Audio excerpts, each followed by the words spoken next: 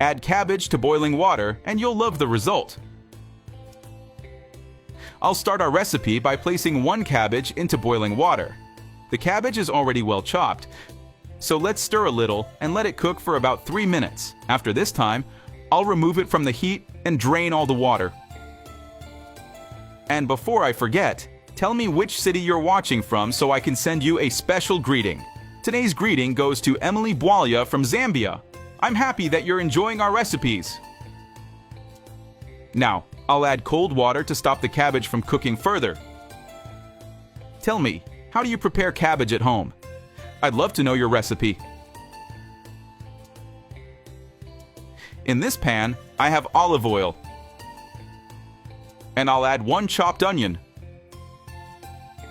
1 grated carrot, 1 chopped green bell pepper,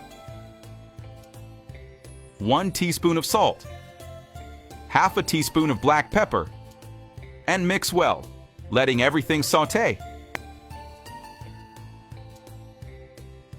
Now I'll add the cabbage to the pan and mix it with the other ingredients. Guys, this recipe is incredibly delicious. Try it at home and come back to tell me what you think. I'm sure you and your whole family will love it.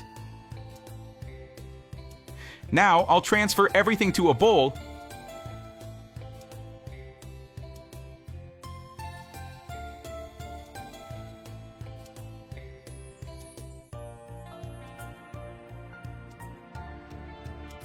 These ingredients go perfectly together and give a special flavor to the recipe.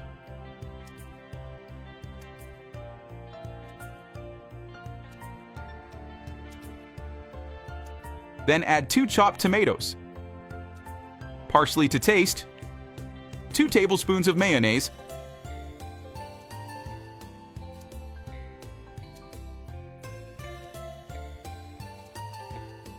and mix everything very well.